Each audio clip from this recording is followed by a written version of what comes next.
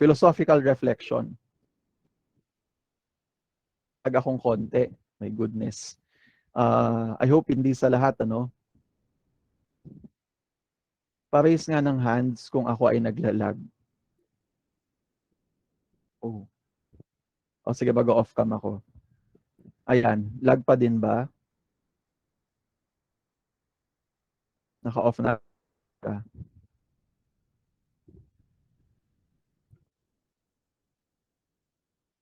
Lag pa din?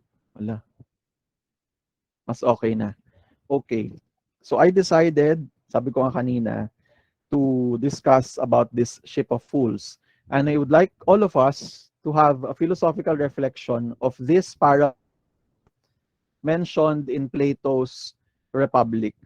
So hindi ko mapakita sa inyo, no? I am now holding the book, the Republic of Plato. And I am on book 6 of the Republic. Sa Penguin Classic Translation, I am on page 210. Kung meron kayong the same translation, pwede nyo gamitin. But I will not use the translation here. May mga papalitan ako mga vocabulary words. All right, so the ship of fools. Later you'll realize what is the relevance of this topic to our current climate, to our current environment, to our current situation. Kakatapos ng elections natin, ano, we exercised our democracy, our right to suffrage. Whether your candidate won or hindi, you still exercised your right to suffrage, meaning you exercised your democracy, your democratic power. Democracy comes from, di ba, pinag-aralan natin sa UCSP. Democracy, two Greek words, demos, kratos. Democracy is an invention of Athens. And the first people who have experienced the beauty and the ugliness of democracy was Plato and, of course, his master, Socrates. By the way, demos kratos means demos, people, kratos or kratein, power, meaning the power of the people. That's democracy. But in the ship of fools, Plato, in the mouth of Socrates, no, bida doon sa Republic, ginamit ni Plato yung bibig ng kanyang master to critique democracy. Kaya nga ang title ko dyan, The Ship of Fools. In the book, it is the parable of the ship. So I will read the story. Maikli lang naman. I want you to look at the picture. And then later, when I start to translate or to interpret the story, I want you to ask yourself first, sino ka doon sa story? Who are you in the parable of the ship? Who are you in the ship of fools? Yan ang magandang question, ano? Huwag kang titingin ng kahit sino. I want you to look at yourself. Let's do away of hypocrisy this morning. Look at yourself. And I want you to situate yourself in the ship. Sino ka kaya? So let's begin. The ship of fools. There is the captain, larger and stronger than everyone on the ship, but somewhat deaf and rather short-sighted, with the knowledge of navigation to match his eyesight. Ibig sabihin, short-sighted din ang kanyang knowledge of navigation, but he's the captain. He is larger and stronger than anyone on the ship. Kaya lang problema niya, deaf siya, rather deaf, somewhat. The sailors are quarreling among themselves over captaincy of the ship, each one thinking that he ought to be captain, though he has never learned that skill, the skill of navigation. On top of which, they say, the skill of navigation cannot be taught. In fact, the sailors are prepared to cut to pieces anyone who says navigation can be taught. They beg the captain and do everything they can to make the captain hand the tiller to them. Sometimes, if other people can persuade the captain and they cannot, they kill those others or throw them overboard. Then, ties their captain with drugs or drinks or by some other means and take control of the ship, helping themselves to what it is carrying and feasting. They sail in the way you expect drunken people like that to sail. If someone is good at finding them ways of persuading or compelling the captain to let them take control, meaning the leader of the sailors, that leader a real seaman, a real captain, he really knows about the ship. That's from the Republic of Plato, number 488, paragraphs A to D. Paragraph A to D. So that is the parable of the ship or the ship of fools. One of the most famous, this is one of the most famous illustrations of Plato. Illustration about what? Number one, the philosophy. He is defending philosophy here. And number two, criticizing democracy. Later, you'll know why. So that's the two, no? Uh, Defending philosophy and criticizing democracy. Ayan. Kasi may mga negative attitude si Socrates, even his student Plato, about about democracy and of course about how other people see philosophers. Now let us cast of characters. Tignan niyo yung picture in the parable of the ship or in the ships. Number one, the most the stronger and the larger among the group will be the captain. Yan, larger and stronger than any of the crew. Kaya lang bingi. Limited. Limited ang kanyang knowledge sa seamanship or sa navigation. Strange, isn't it? Siya ay captain, kaya lang siya ay bingi, and at the same time, short-sighted. Hindi ko alam kung sasakay ka sa barko pag nalaman mong ganyan ang knowledge ng navigation ng nagpapatakbo ng bangka at ng barko. It's a big ship. It's not a simple bangka. Even yung pagpapatakbo ng bangka, kailangan din ng knowledge yan about about pagbabangka, no? This is a bit strange. But the symbol here of the captain is political authority and power. The captain may be physically imposing, kaya lang he is actually vulnerable and he is not in total control of the ship. The captain here is associated with a weak democratic leader or an equally weak assembly of people. That's one. The captain. Number two. Bago yung number two, tanong ko muna. Isa ka ba o ikaw ba ay captain? Tingin mo, ikaw ba yung captain sa storyang ito? Number two, the crew or the sailors. The sailors image of an erratic, never satisfied, wrongful, never satisfied demos. They are split into factions. They are split into factions, vying for control of the ship. Vying for control of the ship. None of them, ako ay sailor for example, ako dapat captain dyan eh. The problem is, none of them has the slightest understanding or knowledge of navigation, and furthermore, they say it cannot be taught. Gusto ko magpatakbo ng barko, pero hindi ko alam paano at hindi pwedeng ituro iyon. Sailors. They spend their time plotting against the captain in their attempt to neutralize or dispose of him so that they can help themselves to what's on board and turn the voyage into a sort of drunk cruise you would expect. Din yung nasa line kanina. That's Plato's view of democracy. Sabi ni Plato, democracy is nothing more than a drunken pleasure cruise.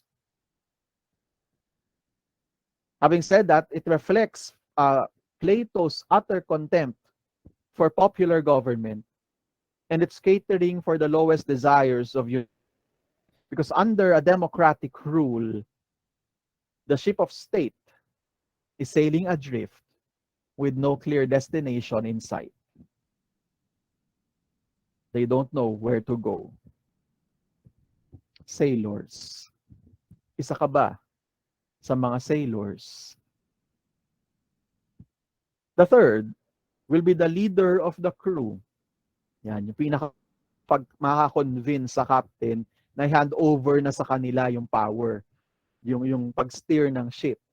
That's the leader of the crew. The leader of the crew is a politician who, making use of cunning manipulation, fraud, or plain intimidation, force, is capable of subduing the captain and take over the command of the ship without any prior knowledge of seamanship. Wala din siyang knowledge. The leader, so to speak, is the man of the people, pwede rin the woman of the people, who is praised by his supporters or his alleged natural qualities of leadership. Alleged lang. Natural qualities of leadership. Kaya lang, he proved to be a demagogue na sinasabi sa crowds kung ano yung gusto nilang madinig. But may soon turn out to be. That's the problem of politics. That's the problem of politicians. All of them. There are sweet talkers, liars, fraud. I quite agree here. Pinapasuhan ko na philosophical reflection ko. That's the reason why I tend not to endorse, I tend not to trust politicians, any of them. I always put question marks towards the end of their names. Always. Remember, I'm a philosopher. I always doubt. I always doubt. Because this is the tendency of politicians. Oh, para i-cheer ako ng mga taong to, I will tell them what they want to hear. I will not tell them what they ought to hear. What they need to hear. Kasi pag sinabi ng politician kung ano talaga adinig, they cease to be politicians. Because no one will vote for them anymore. Kaya they are very concerned of what we want to hear. Even we don't need to hear that. That's the leader of the crew, the politician. Manipulation, fraud, plain intimidation, force. 4, pang-apat na character, hindi talaga siya visible dun sa story kasi hindi siya sinama dun ni Plato.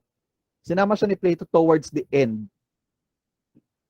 Parang ano lang siya, in comparison of the ship and the demos.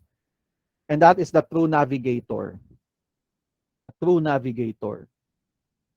He is a lonely figure, get involved in the constant quarrels between the captain and the crew. Not because he doesn't care, but because he is speaking, he or she, pwedeng she ito, he or she is speaking, but no one listens.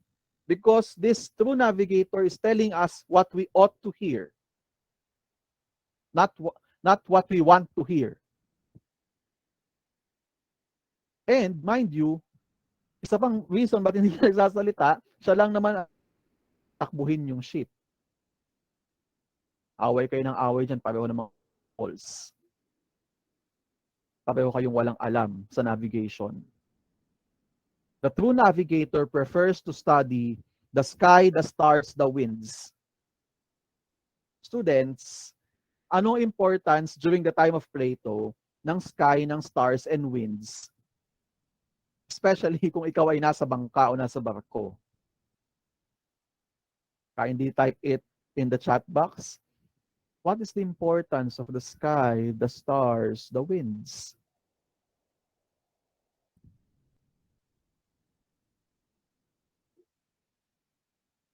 Parang ways. Yeah. Destination, direction. Thank you for your answers. Yan ang tinitignan nila for direction. They can only steer the ship kung alam nila saan pupunta ang ship. And only the true navigator knows that because the true navigator studies the sky, the wind. They are the very objects of knowledge.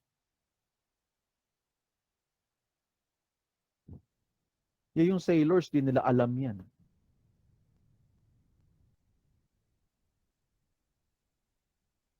Therefore, the true navigator is the only person on board who is fully qualified to take control of the ship and steer it in the right direction. But no, instead, the true navigator is turned into a figure of ridicule and is for everyone and a word spinner and a stargazer of no use to them at all. The true navigator is the public image of philosophers. Mamaya, mabanggitin ko kung bakit mapunta sa philosophers yung true navigator at anong kinalaman niya sa steering the ship. Because Plato will also suggest his ideal society. So, some parallels between yung parable of the ship, seamanship, and politics. Seamanship is politics. How to steer, how to navigate. The knowledge of the stars is the knowledge of direction, the knowledge of reality. The captain is the democratic leader or the people in assembly. Power ng democratic leader, galing yan sa people in assembly. They are people and politicians driven by self-interest. I don't buy it when they say they are doing it for the people. That's my first question mark. The leader of the crew, they are the unscrupulous, ruthless politicians that Socrates detests because they claim to be wise men, but they are not. They are self-proclaimed, but they are not. And of course, the true navigator, she is the philosopher. Now, there are 10 criticisms of democracy based on the parable of the ship of fools. There are 10 criticisms. Isa-isa natin siya, babanggitin ko, and then ilidiretso ko na. Itong 10 criticisms na ito, ano hinati ko sa batch 1 tsaka batch 2, itong 10 criticisms, dalawa lang ang end product niyan. Dalawa lang kahihinatnan. Number 1 will be disorder, and number 2, the reign of false, or the rule of falsehood, and ignorance and disorder. Yan dalawang yan. Isa-isa natin. Ibabalikan ko yung linya sa story kanina. Number 1, democracy generates dissensus. Democracy generates dissensus. The sailors are quarreling among themselves captaincy of the ship. Dissensus. Ang end result, disorder. Number 2, criticism. Self-rule generates overconfidence in each of us. Each one thinks he ought to be captain. Each one thinking that he ought to be captain. Anong kahihinat ng ito? This is the reign of false. The reign of false. Why? Kasi ang basis ng bakit reign of false yan? Itong number 3. The members of the demos lack distinctive political expertise. And idugtong na natin sa number 4, the people deny the very existence of distinctive political expertise. Sunod-sunod yan, they are the reign of false. Each one thinking that he ought to be captain, though he has never learned that skill, top of which they say it cannot be taught. Number 5, The masses threaten or kill anybody who claims intellectual superiority. Number 5, they're prepared to cut to pieces anyone who says it can be learned. Disorder, violence, disorder. Second batch, number 6, everybody is encouraged to want to rule. They beg the captain and they do everything they can to make the captain hand over the tiller to them. Sometimes, if other people can persuade him and they cannot, they kill those others or throw them overboard. Disorder.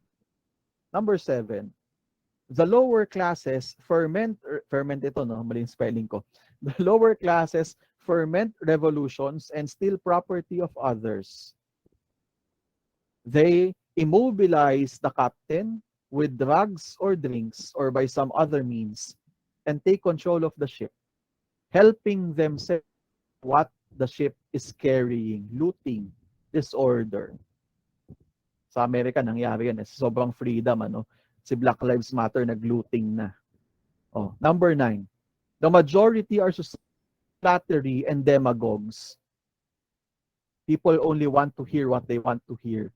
They don't want to hear what they need to hear. If someone is good at finding them wedding or compelling the captain to let them take control, ang tawag nila dito, false na itong 9 and 10, the masses call the demagogues, those who use flattery, skilled. They call him a real seaman, a real captain, and say he really knows about ships. The rain of false. Democracy will take us nowhere, according to Plato. Quoting from him, the society we have described can never grow into a reality or see the light of day. And there will be no end of states or indeed of humanity itself. Now, Plato's ideal society will come into play till philosophers become rulers in this world, or till now called kings and rulers really and truly become philosophers, and political power and philosophy thus come into the same hands. That's according to Plato. That's the reason why he's suggesting this kind of society, an ideal state, based on his ideal human person.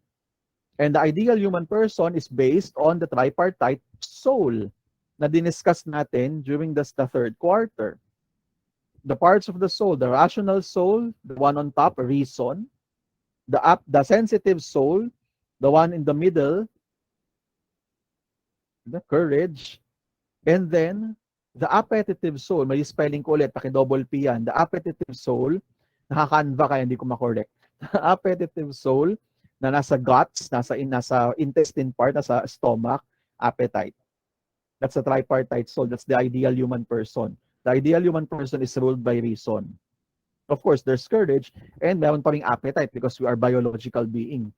But we are ruled by reason. Now, in his ideal state, isa-isahin natin from the base of the pyramid. So galing ito sa sa Republic of Plato. Sabi ni Plato, there is a necessity for social class. Hindi ito yung social classes that exhibits discrimination or ano tawag dito? Or violence among the lower classes. No. Ang ibig sabihin dito ni Plato or ni Socrates ng social classes, people do have different specialization based on their abilities and talents. In a way, discriminatory, but not based on a certain criteria or standard, but based on their different abilities. For example, ganito problema sa education system natin ngayon. Kaya nga buti dumating si multiple intelligences somewhat, nabibigyan na ng emphasis yung ibang intelligences, ano? Pero kung IQ pa lang yan, we discriminate already based on IQ alone. no? Kahit ang strength naman niya talaga ay hindi so much on that level, but on some other levels. People do have different specialization based on their abilities and talents. So parang example muna bago ko sabihin yan. I was a registered nurse before. Di na ako nag-renew. Kaya hindi ko na ginagamit ang RN. LPT na lang. Sabi ko sa nanay ko, I cannot serve two masters. I cannot be a nurse and at the same time a teacher. Kasi pagka may lisensya ako sa nursing, lahat ng kapitbahay namin pupunta dito. Ayaw ko. No? Lalo nung pandemic, may mga kumakatok-katok pa dito noon. Sabi ko, naku, kamali. Ang nakatakot ko kasi baka mali na ang masabi ko. Remember, I am no longer a practicing nurse. I am a registered nurse, sabihin natin. And I applied in a hospital. Kasabay ko nag-apply sa position ko as a nurse ay isang licensed engineer. Nag-apply din siyang nurse. For example lang, for the sake of analogy, tingin nyo sino dapat tanggapin ng hospital para maging nurse? Of course, ako na nag-aral ng nursing at may license ng nursing, that's discrimination. Hindi pwede yung isa kasi hindi siya qualified. Hindi siya pwede mag-apply ng nurse kasi engineer siya. The same thing, I cannot apply for an engineering post if I am not an engineer. Teacher, medyo mahirap kasi in terms of education and in terms of teaching, madaming kailangan of course, kailangan nag-aral ka ng education. That's one. No, but some other aspects are also at play. Now, for Socrates, for Plato, there are three types of people according to their abilities or skills or talents. Ang pinaka-base ay ito nasa appetite part. Bakit appetite? Kasi they are in charge of number one, economy. Kasama na dyan si food, si resources. Sila ang base. If you can still remember, hindi dahil sila nasa pinaka hindi importante sa lahat. Mind you, in the energy pyramid in biology, I hope you can still remember the energy pyramid. Basta ecosystem may energy pyramid. As you go up the ladder of the pyramid, the less energy you receive. Ang pinaka nakakakuha ng energy sa lahat, yun nasa base. Yun nasa pinakamababa ng pyramid. Kaya hindi mo siya pwedeng baliktarin. Sabi ni Bamboo, baliktarin ng tatsulok. Hindi mo siya pwedeng baliktarin. Kasi patay. No? Patay kapag binaliktad mo. Okay. So yung sino yung nasa pinaka-base ng energy pyramid? Sa biology. Anong organism yun? Na pagka nasa energy level sila ay 100%. Anong tawag sa mga organism na ito?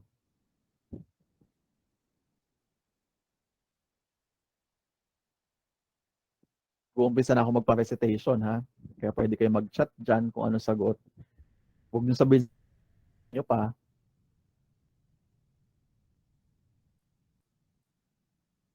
Ala. Producers. In biological terms, they are the autotrophs. Yan. Both plants, kasama na dyan yung mga planktons. They are 80%. Planktons make up 80% of producers. Hindi yung mga may 80% ay planktons. Okay. Producers. They are at the bottom of this pyramid. And what will happen to the pyramid if these producers, the pyramid will crumble. The pyramid will be destroyed. Meaning, all the other animals above the pyramid will also die later on. Kasi wala ng transfer of energy. Everything will die after that. Kaya nga sabi, importante talaga ang presence ng planktons. Hindi pwede masyadong mainit, mamatay sila. The same thing yung mga puno, no? Yung kagubatan. Because everything will be destroyed kapag nawala sila. The same. For Plato, ang nasa pinakabababa dyan, because they are the base, they are the workers or the laborers. Ang tawag sa kanila ni Plato ay producers. In his time, they are the most important. The farmers, the craftsmen, the laborers. Kasama na dyan ng fishermen. Because they are taking care of economy, they are taking care of resources. Kaya sila nasa base. Pag wala sila, the pyramid will crumble. Yung nasa gitna, there's a reason why Courage is in the middle. They are the warriors because they are necessary to protect the wealth of the people and well-being of the citizens. The wealth, yung resources, and the well-being of the citizens. Kaya warrior, soldier, no? They protect. And lastly will be the ruler. The ruler is on top because the ruler serves as the brain. The one who can steer the ship and navigate the society to where it should go. The ruler is the wisest of them all and the most righteous, who with strong conviction must be enlightened philosopher or queen. For Plato, pwede mag-rule ang babae, kaya may philosopher queen. For Aristotle, not rule. Ganun yung kaibahan nilang dalawa. But for Plato, pwede magkaroon ng philosopher queen. Thus, the key notion of the philosopher king or queen is that the philosopher is the only person who can be trusted to rule well. Because philosophers should be, because it's their nature to be both morally and intellectually suited to rule. Why morally? Because it is in their nature to love truth. Remember, the object of intellect in philosophy is truth. And learning so much that they are free from the greed and lust that tempt others to abuse power. Because they know they cannot be satisfied with wealth and with lust to power. Because everything the philosopher knows, this wealth and these are not permanent. The philosopher always looks at what is beyond appearance. Wealth and power can wealth and power seem to give you happiness, but a philosopher knows that wealth and power cannot. And because philosophers alone can gain full knowledge of reality, which is argued to culminate in knowledge of what is good, what is true, and what is beautiful. The three transcendentals. A city can foster such knowledge by putting aspiring philosophers through a demanding education. And the criteria of education during the time of Plato and Socrates is taking the exam and being in school for 12 or 18 or 20 years. That's not the point of real education. Because many people were educated enough, but they cannot rule.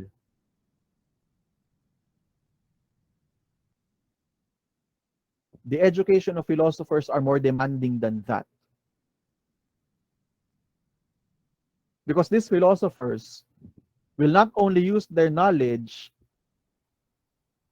to others or to step on others, but the philosophers' knowledge of goodness and virtue to help other citizens achieve their goals as far as possible. Therefore, our society must be ruled by competent, intelligent, visionary, and righteous philosopher rulers. Kaya lang, ito yung sinabi to ni Plato, probably sinabi din to ng teacher niya na si Socrates, 2,500 years ago. The same year when democracy was invented in Athens. But still, the words of Socrates and Plato echo in our midst today. What ganun pa rin. Modern society relies more, just like ancient society, relies more on how leaders will make their nations become economically prosperous and competitive, okay lang naman yun. Kaya lang, at the expense of morality and righteousness. And we are now redefining progress as a regress in what is good, what is true, and what is beautiful. Simply because it is the rule of the many. Because it is what the majority wants to hear. Kaya nga nag-warning din si Plato, sabi niya, excess of liberty, whether it lies in state or individual, seems only to pass into excess of slavery. That's the reason why Plato and even Socrates did not admire democracy, especially direct democracy, because there's excess in liberty results to excess of slavery.